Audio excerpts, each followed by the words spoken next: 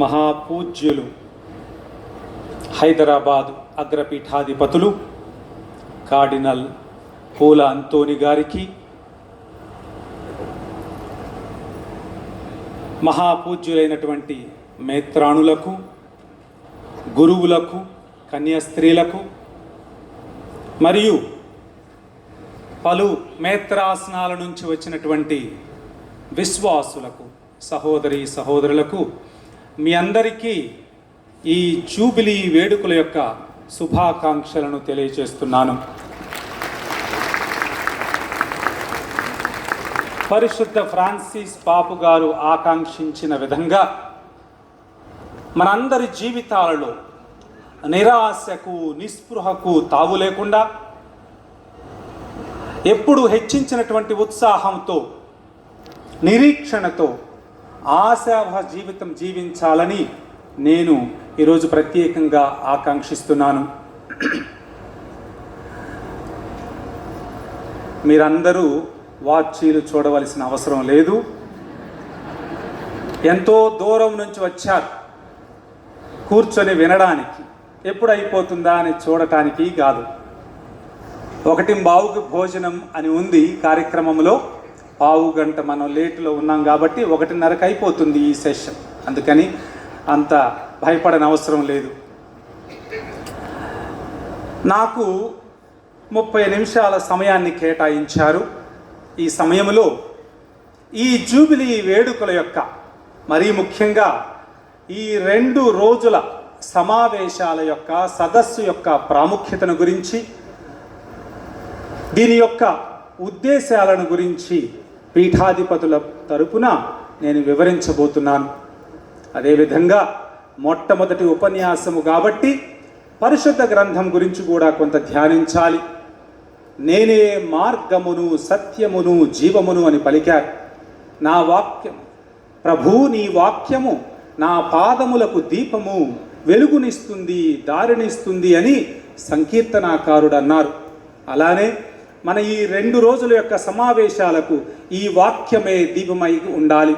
ఈ వాక్యము మార్గదర్శిగా, దిక్సూచిగా మనలను నడిపించాలన్న ఉద్దేశంతో ఈ 2 రోజుల యొక్క సమావేశాలకు మనము ధ్యానించుకునే అంశాలకు పరిశుద్ధ గ్రంథ మూలాలు ఏంటి అన్న విషయంపై కూడా కొంచెం సేపు మీతో పంచుకుంటాను.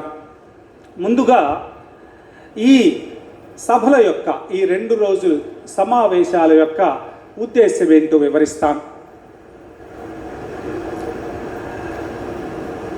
అందరికీ తెలిసినట్లు ప్రతి 25 సంవత్సరాలకు మన తిరుసభలో జూబిలీ సంవత్సరంగా ప్రకటిస్తారు.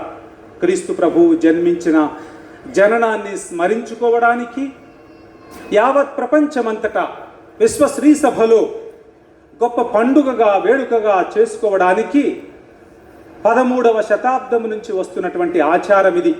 ప్రతి 20 సంవత్సరాలకు, 25 సంవత్సరాలకు, 50 సంవత్సరాలకు, 75 సంవత్సరాలకు, 100 సంవత్సరాలకు జూబిలీలు జరుపుకుంటూ వస్తున్నాం.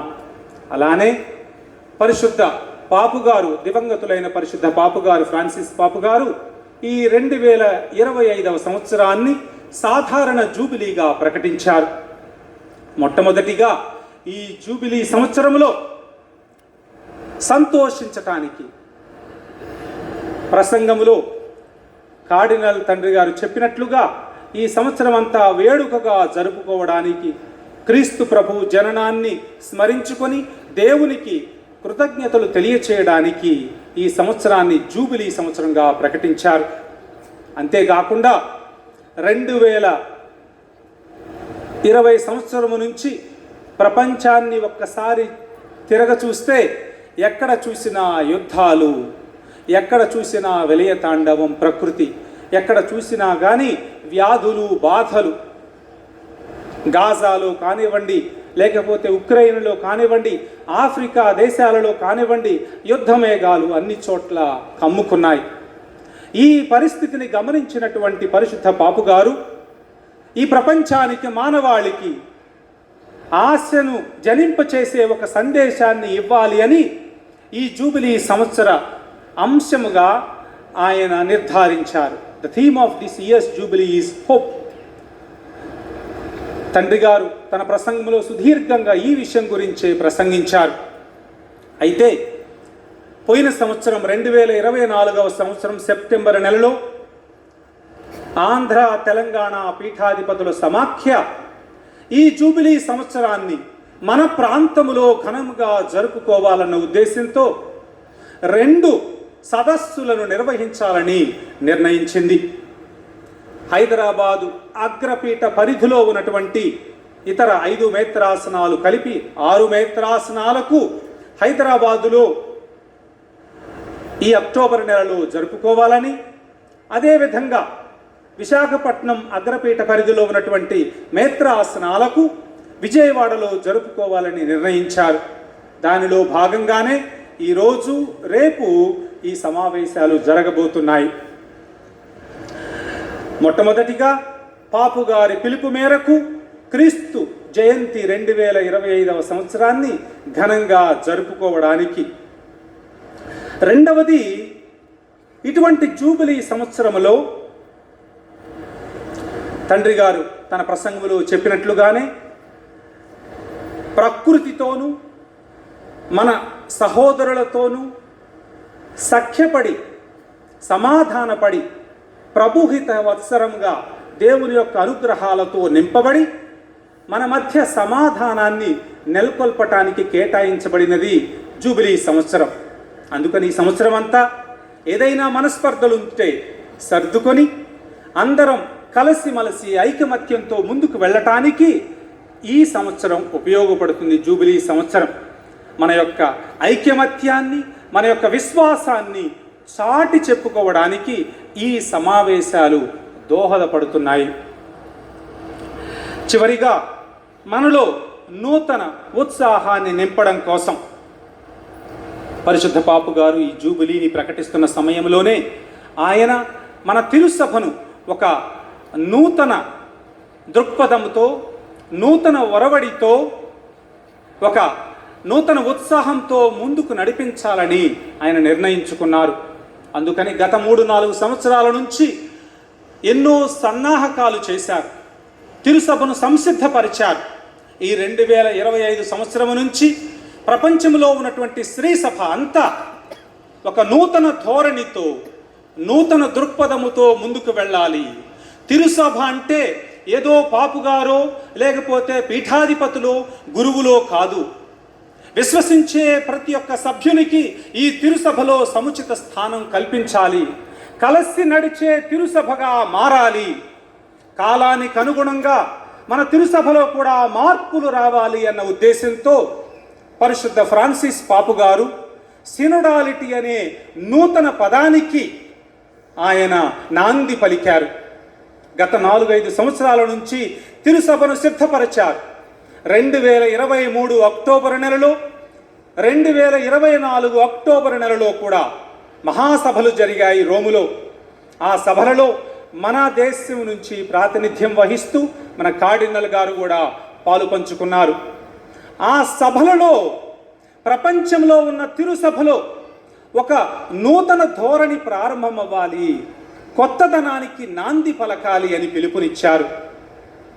మారుతున్న కాలానికి అనుగుణంగా ఒక 50 సంవత్సరాల క్రితం, 100 సంవత్సరాల క్రితం మన క్రైస్తవ సంఘం యొక్క ఆలోచన విధానం వేరు. ఇప్పుడు మనలో చాలామంది చదువుకున్నారు, చాలామంది మతపరంగా లేకపోతే విశ్వాసపరంగా ఎంతో దృఢంగా మారారు, ఎంతో చైతన్యులయ్యారు. అందరం పాలు పంచుకోవాలి, ఈ సువార్త సేవలో ఏదో ఒక విధంగా సహకరించాలి అన్న కోరిక సంఘంలో ప్రతి ఒక్కరిలో జనించింది ఈ గత కొద్ది కాలంగా. ఇటువంటి ఆశలను, కోరికలను, ప్రజల యొక్క నాడిని గమనించినటువంటి పరిశుద్ధ ఫ్రాన్సిస్ పాపు గారు ఈ గొప్ప సమావేశాలకు పిలుపునిచ్చి ఆ సమావేశాలలో తిరుసభకు కొన్ని నిర్ధారణలు చేశారు, కొన్ని ఆదేశాలను ఇచ్చారు. ఇక నుంచి కలిసి పయనించే ఒక సమూహముగా మారాలి మన తిరుసభ అని ప్రకటించారు. అందుకని మన పీఠాధిపతుల సమాఖ్య కూడా ఈరోజు ఇన్ని మేత్రాసనాల నుంచి ఎంతో శ్రమలకు లేకపోతే ఆర్థిక భారానికి భారాన్ని తమపై వేసుకొని ఎంతో దూరం నుంచి వచ్చినటువంటి అందరినీ ఏదో వేడుకలతో ఒక పూజ చేసుకొని సంబరాలు చేసుకొని తిరిగి పంపకుండా ఈ పాపుగారు లేకపోతే విశ్వ స్త్రీ సభ మన నుంచి ఏమి కోరుతుంది, మన ప్రాంతీయ స్త్రీ సభలో రాబోయే కాలంలో ఎటువంటి మార్పులు చేర్పులు రావాలి, సమర్థవంతంగా సువార్తను ప్రకటించాలి అంటే నూతనత్వం కావాలి, నూతన వరవడికి నాంది పలకాలి. ఆ విషయాల గురించి కూడా కొంత ధ్యానించి విశ్వ స్త్రీ సభ యొక్క ఆలోచనను మీ అందరికీ తెలియపరచి మీతో చర్చించి మీ యొక్క అభిప్రాయాలను కూడా తెలుసుకొని మన ప్రాంతీయ స్త్రీ సభను ఒక నూతన దృక్పథంతో నూతన బాటలో నడిపించడానికి ఈ సమావేశాలను ఉపయోగించుకోవాలన్న ఉద్దేశంతో 2 రోజుల పాటు ఏర్పాటు చేయటం జరిగింది. లేకపోతే ఈ జూబిలీ వేడుకలకు మాత్రమైతే ఈ విధంగా ఇప్పటితో అయిపోయింది. ఈ సమావేశం అయిన తర్వాత భోజనం పెట్టి అందరూ ఇంటికి వెళ్ళిపోవచ్చు.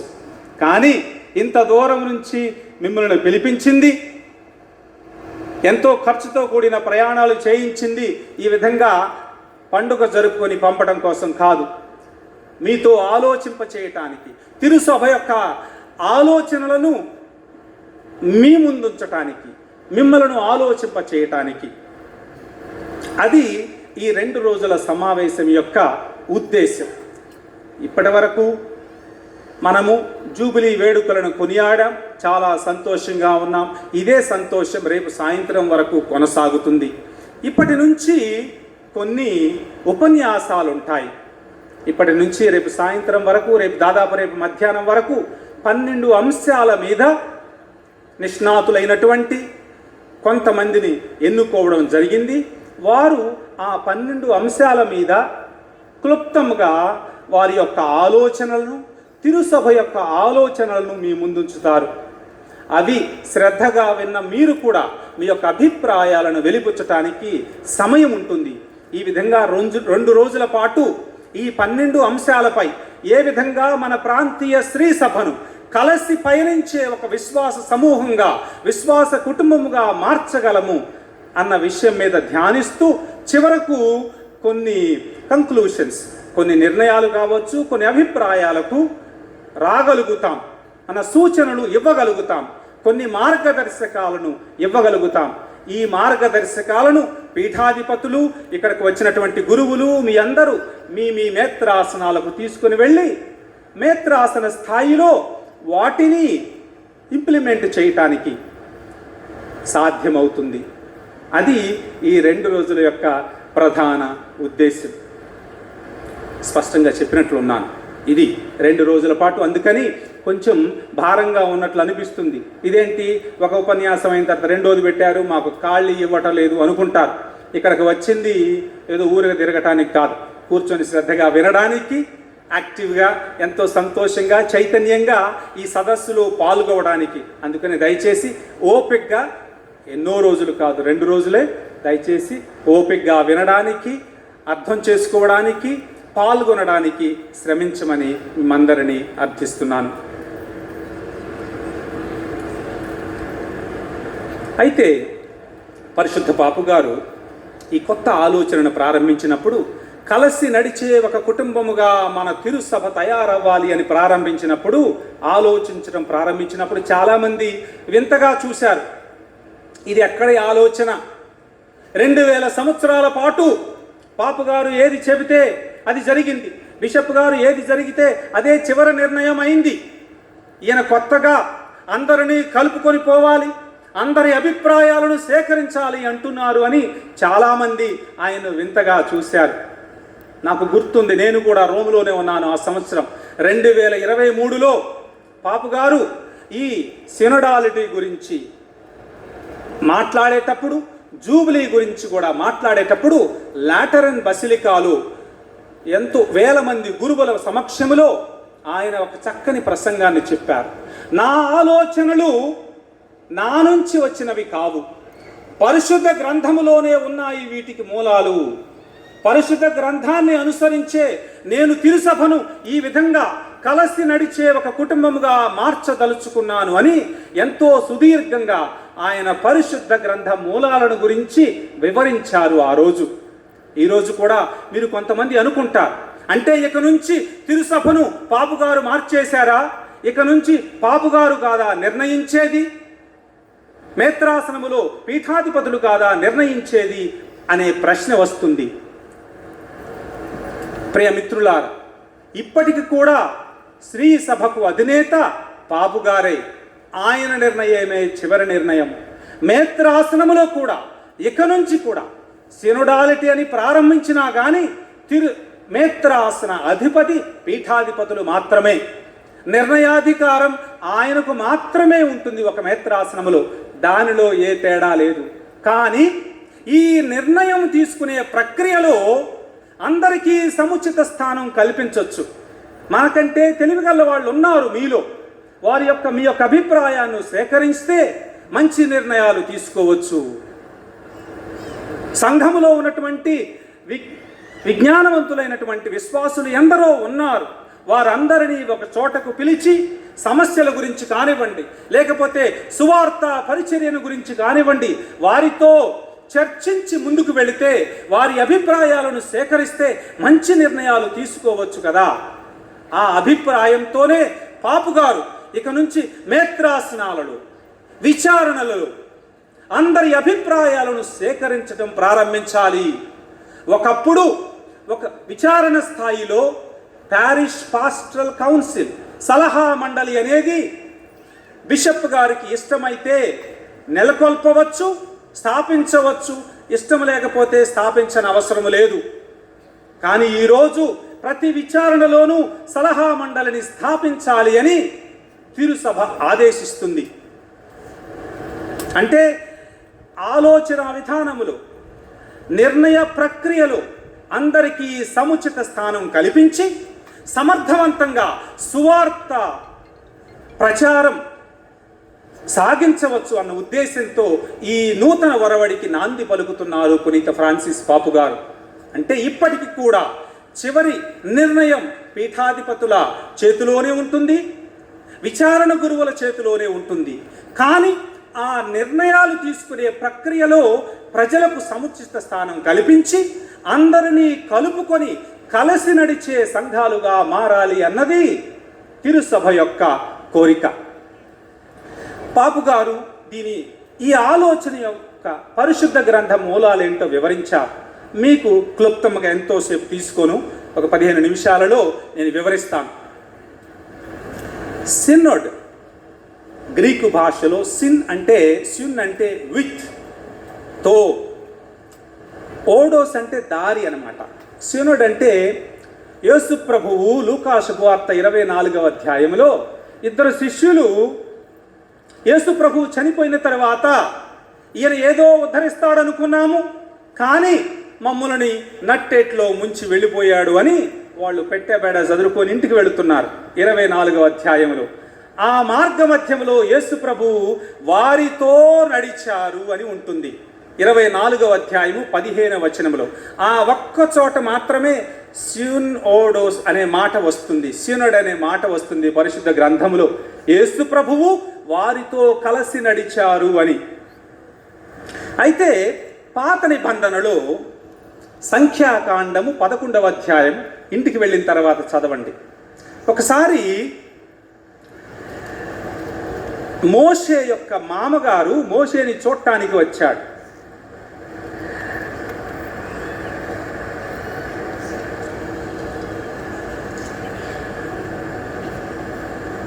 నిర్గమకాండము 18వ అధ్యాయంలో ఉంటుంది, ద్వితీయోపదేశకాండం 1వ అధ్యాయంలో ఉంటుంది ఈ సంభవం. అదేవిధంగా సంఖ్యాకాండము 11వ అధ్యాయంలో కూడా ఉంటుంది. ఈ 3 పుస్తకాలలో కూడా ఇదే సంఘటన గురించి ఉంటుంది. ఏంటది? ఒకసారి మోషే వాళ్ళ మామగారి ఇంటికి వచ్చారు చూడటానికి. రాత్రి అయింది, తెల్లారే అల్లుడిని చూడొచ్చు అనుకుంటున్నాడు. ఉదయం లేచిన దగ్గర నుంచి మోషేకి పంచాయతీలే సరిపోయాయి. ఉదయం ప్రారంభిస్తే 11-12 అయినా కానీ ఈ పంచాయతీలు తీరవడం సమయం లేదు ఆయనకి, భోజనానికి కూడా రావడం లేదు. రోజంతా ఆయన కలవాలని జత్రో ఆయన మామగారు వేచి చూశారు, అయినా సమయం దొరకలేదు. సుడిబడి వచ్చారు సాయంత్రానికి మోషే ఇంటికి. అప్పుడు చెప్తున్నారు, అయ్యా ఇట్లా అయితే ఎట్లా కుదురుతుంది? ఇంతమంది జనాన్ని నువ్వొక్కడవే ఏ విధంగా నడిపించగలుగుతావు? ఒక పని చెయ్యరాదు. వీళ్ళలో చాలామంది సమర్థవంతులు ఉన్నారు, తెలివిగల వాళ్ళు ఉన్నారు. ఒక 70 మందిని ఎన్నుకో. 70 మందికి ప్రజలను 70 గ్రూపులుగా విడదీసి ఒక్కొక్కళ్ళ మీద ఒకళ్ళని పెత్తనం ఇవ్వరాదు. చిన్న చిన్న విషయాలుంటే వాళ్లే చూస్తారు కదా. చిన్న విషయాలుంటే వాళ్లే చూస్తారు. మీకు చదువుతాను, వినండి, చాలా బాగుంటుంది ఈ కొన్ని వచనాలు.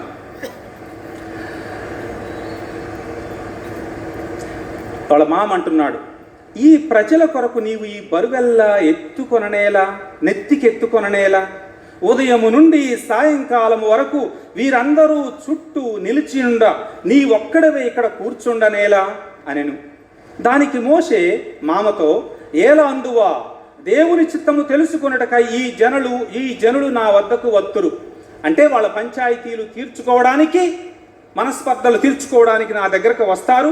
నేను దేవుని యొక్క ధర్మశాస్త్రం ప్రకారము వీరందరి మధ్య ఉన్నటువంటి తగువులను తీర్చుదును, దేవుడు నిర్ణయించిన విధులను ఆజ్ఞలను వారికి తెలియచేయుదును అని చెప్పెను. మోషే మామ అతనితో, నాయన, ఈ పని అంతయు నీ మీద వేసుకొనట మంచిది కాదు. ఇట్లయినచో నీవు తట్టుకొనలేక నలిగిపోదువు, నీతో పాటు ఈ ప్రజలను నలిగిపోదురు. అంతే కదా, నువ్వు అక్కడవే, జనమేమో గుంపులు ఉన్నారు. పొద్దున వచ్చిన వాళ్ళు సాయంత్రం దాకా నీ కోసం నిలబడాల్సి వస్తుంది. నువ్వు చచ్చిపోతున్నావు, వాళ్ళు చేస్తున్నారు అని ఒక మార్గం చెప్తున్నారు. ఈ పని నీ తలకు మించినది, దీనిని నీ ఒక్కడవే చేయజాలవు. నా ఉపదేశమును పాటింపుము, దేవుడు నీకు తోడుగా ఉండును. నీవు దేవుని ఎదుట ఈ ప్రజలకు ప్రతినిధిగా ఉండుము. వారి తగువులను గూర్చి ఆయనతో చెప్పుము. దేవుడు నిర్ణయించి ఆ తరువాత 21వ వచనములో, ఈ ప్రజలందరిలో సమర్థులను, దైవభీతి గల వారిని, విశ్వాస పాత్రులను, లంచగొండులు కాని వారిని ఏరి వారిని నాయకులుగా చెయ్యుము. చిన్న విషయాలుంటే వాళ్ళే చూసుకుంటారు, ఏదైనా పెద్ద విషయం ఉంటే నీ దగ్గరకు వస్తారు అని ఎంతో వివేకవంతమైనటువంటి ఒక సూచననిచ్చాడు మోషే మామ.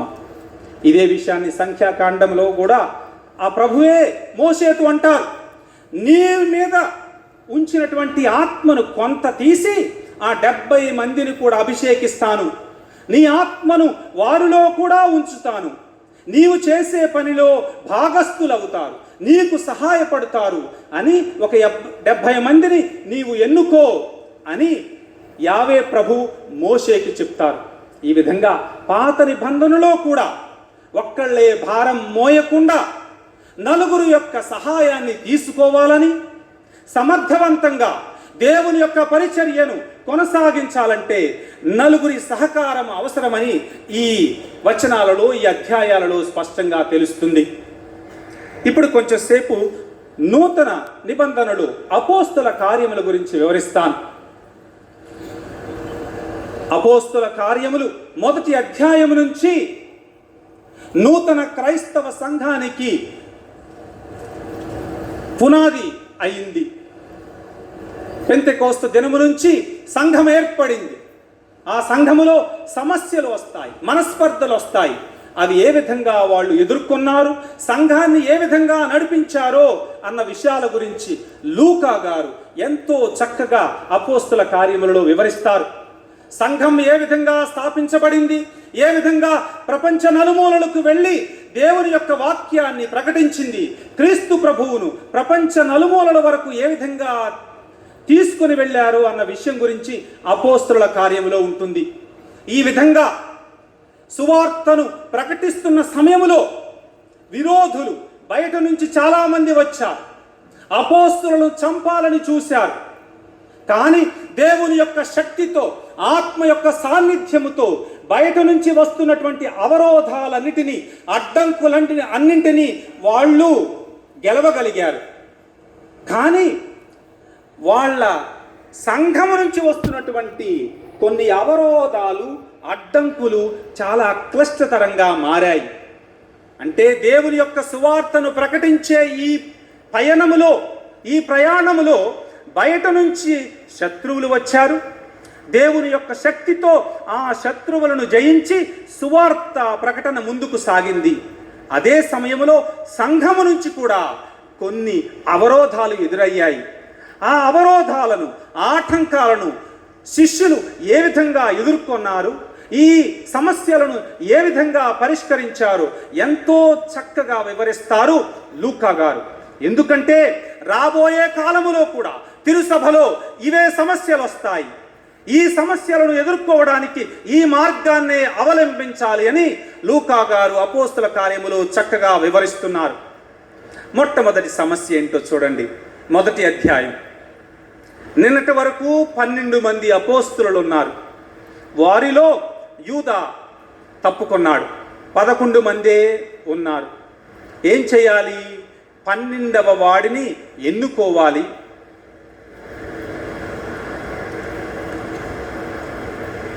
అపోస్తుల సమూహం 12గా మార్చాలి. అంటే యూదా స్థానములో మరొక అపోస్తులుని ఎన్నుకోవాలి. సంఘంలో చాలామంది మేముంటాం అని చెప్పి మొదలుపెట్టారు. ప్రచారం కూడా మొదలుపెట్టారు. రాజకీయం ప్రారంభించారు. నా పేరు అని చెప్పి ఇది పెద్ద గొడవ అవుతుంది.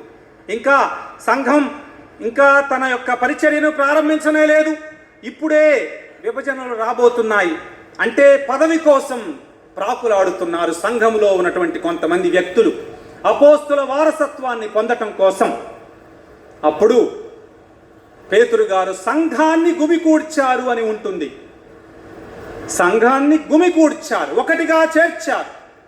పేతురు గారు ఇతర 10 మంది అపోస్తులు ఒక చోట కూర్చొని సంఘాన్ని కూడా దగ్గర చేర్చుకొని ఏం చేద్దాం, మనకు ఈ సమస్య వచ్చింది. 12 మంది అపోస్తులలో ఒకడు మన నుంచి వైదొలగాడు, ఆయన స్థానంలో మరొకరిని నియమించాలి, మీరే చెప్పండి ఏం చేయాలో అని సంఘాన్ని అడిగారు.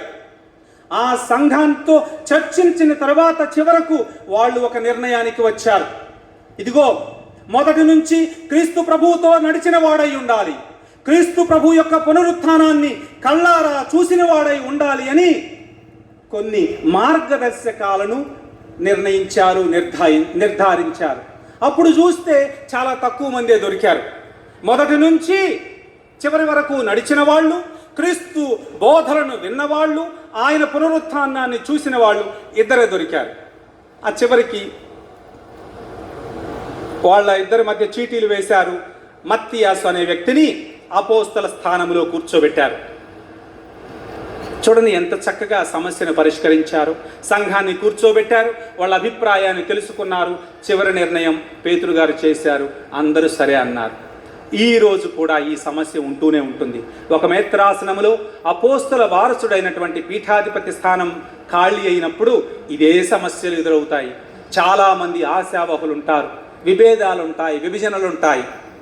పాపు గారు అక్కడ నుంచి ఈ వ్యక్తి పీఠాధిపతి అని ఇష్టం వచ్చిన వాళ్ళని నియమించరు, ఉత్తరాలు పంపుతారు, సంఘ అభిప్రాయాలను తెలుసుకుంటారు. విశ్వాసులను, గురువులను, మఠవాసులను, పీఠాధిపతులను అడిగి వీరి అభిప్రాయాలను సేకరించిన తర్వాత వీరందరూ కలిసి ఎవరైతే అర్హులు అని అంటారో వారినే ప్రకటిస్తారు. ఈ రోజుకు కూడా అంటే ఈరోజు పేతురు గారు స్థానంలో ఉన్న పాపు గారు అవలంబించేది కూడా అపోస్తల కార్యములో వారు చేసినటువంటి మార్గాన్ని. అంటే సంఘ అభిప్రాయాలను తెలుసుకున్న తర్వాతనే అపోస్తుల వారసులని నియమిస్తారు. చక్కగా ఒక సమస్యను పరిష్కరించారు. మళ్ళీ కొంచెం ముందుకు వెళితే వాళ్ళందరూ 2వ అధ్యాయము 34, 35 వచనాలను, మళ్ళీ 4వ అధ్యాయంలో కూడా అపోస్తుల కార్యములలో సంఘమంతా ఒకే మనస్సుతో ఒకే హృదయముతో ఐకమత్యంగా జీవిస్తూ ఉండేది అని చదువుతాం. కానీ ఐకమత్యంగా కొనసాగుతున్నటువంటి ఈ సంఘ జీవితంలో విభేదాలు రావడం ప్రారంభించాయి. 6వ అధ్యాయంలో చదువుతాం. అపోస్తుల కార్యములో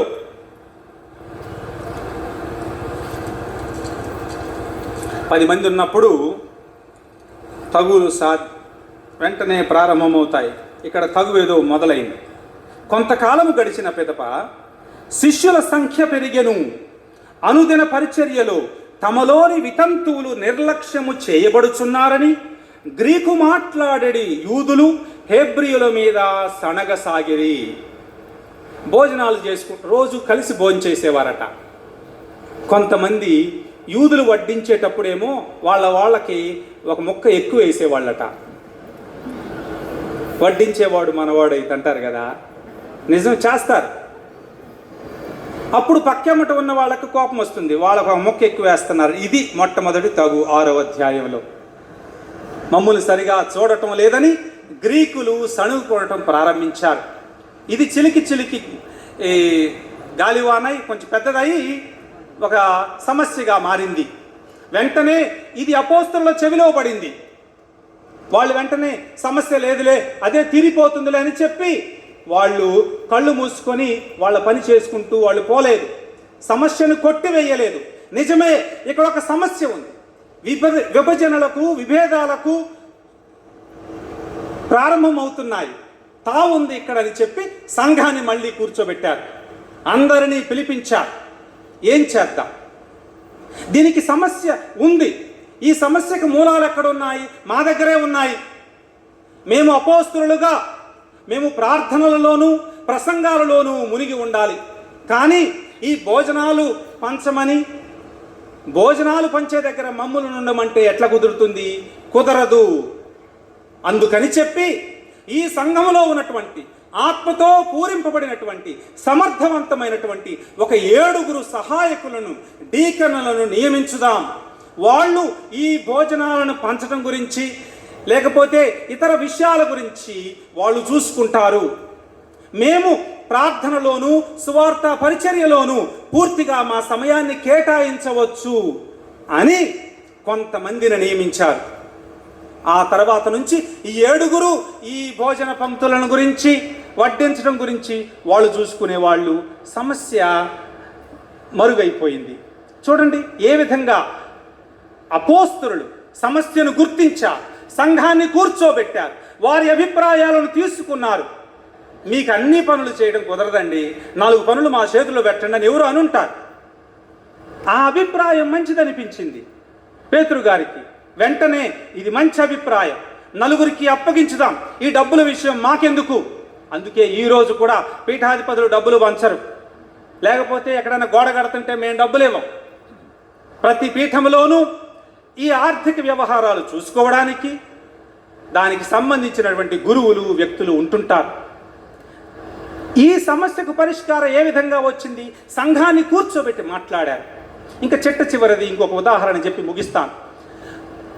అపోస్తల కార్యము 15వ అధ్యాయంలో కూడా మనకు గొప్ప విభేదం ప్రారంభమైంది సంఘంలో. అదేంటంటే, జ్ఞానస్నానము పొందాలి అంటే సున్నతి పొందాలి అని కొందరు హెబ్రీయులు చెప్పేవాళ్ళట.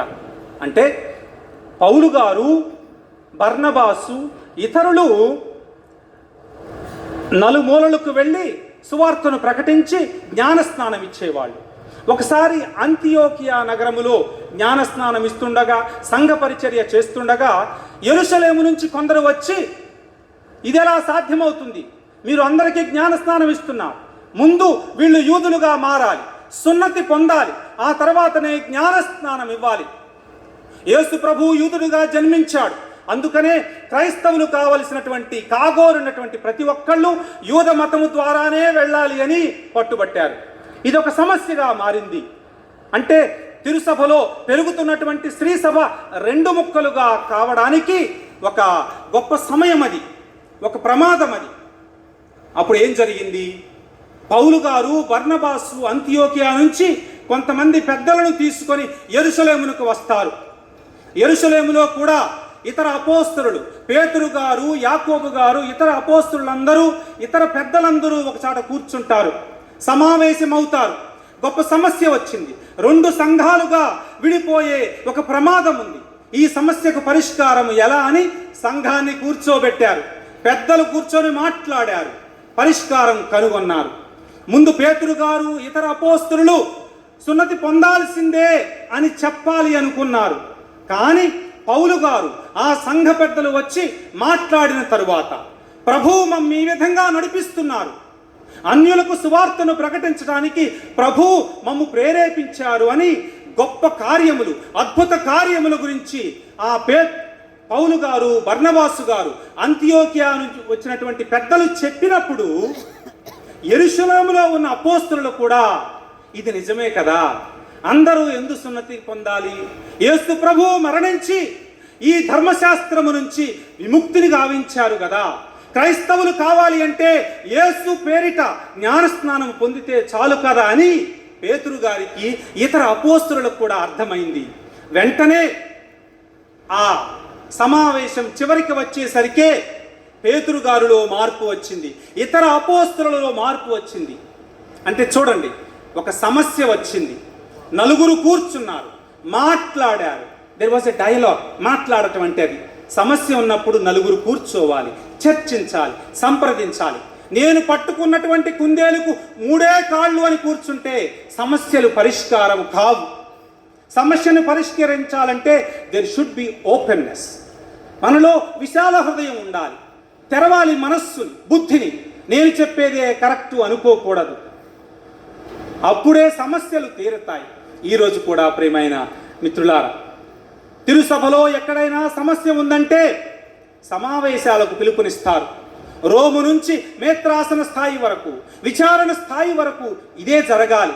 సమస్యలు ఉన్నప్పుడు సమర్థవంతంగా సువార్త ప్రకటన చేయాలి అనుకున్నప్పుడు అప్పుడప్పుడు కూర్చోవాలి, చర్చించాలి, సమస్యలకు పరిష్కారం కనుగొనాలి. అప్పుడే ముందుకు పోగలుగుతాం. చూడండి, నేను చెప్పినటువంటి ఉదాహరణలన్నీ కలిసి పయనించే ఒక స్త్రీ సభకు పరిశుద్ధ గ్రంథం మూలాలు ఇవి. ఏదో కొత్త ఐడియా కాదు. అందరి అభిప్రాయాలను సేకరించాలి, నలుగురిని కలుపుకొని ముందుకు తీసుకొని వెళ్ళాలి అన్నది కొత్త ఆలోచన కాదు, పరిశుద్ధ గ్రంథములో ఉన్నదే. ఎప్పుడైతే మన స్త్రీ సభలో కూడా, మన ప్రాంతీయ స్త్రీ సభలో కూడా అందరినీ కలుపుకొని, మరీ ముఖ్యంగా ఈ రోజుల్లో విజ్ఞానవంతులైనటువంటి వాళ్ళు అన్ని రంగాలలో ఉన్నారు, వీళ్ళందరినీ ప్రోత్సహించి మన తిరుసభలో భాగస్థులను చేసుకోవాలని మా అందరి యొక్క ఉద్దేశం. అందుకే మిమ్మందరినీ ఇక్కడికి పిలిపించింది. దీని గురించి ధ్యానించి చర్చించదలుచుకున్నది. ఇక నుంచి మన సంఘాలలో ఇటువంటి సలహా మండళ్ళు, ఆర్థిక మండళ్ళు ఏర్పాటు చేయగలగాలి. అప్పుడే భవిష్యత్తులో మన స్త్రీ సభ, ప్రాంతీయ స్త్రీ సభ కలిసి నడిచే ఒక విశ్వాస సమూహంగా ముందుకు వెళుతుంది. స్త్రీలకు, యువకులకు అందరికీ సముచిత స్థానము కల్పించాలి నిర్ణయ ప్రక్రియలో. అప్పుడే ఈ స్త్రీ సభ సువార్త ప్రకటన సమర్థవంతంగా ముందుకు సాగుతుంది. అందుకని ప్రియమైన సహోదరి సహోదరులారా, ఈ 2 రోజుల పాటు కొంచెం శ్రద్ధతో ఆలకించాలని, మీ అభిప్రాయాలను భయం లేకుండా వెలిబుచ్చాలని ఆకాంక్షిస్తూ మరొక్కసారి ఇంతటి చక్కటి ఆలోచనకు రూపునిచ్చి శ్రమించినటువంటి పీఠాధిపతులందరినీ అభినందిస్తూ మీ అందరి తరపున వారికి కృతజ్ఞతలు తెలియజేస్తూ ముగిస్తున్నాను. Thank you.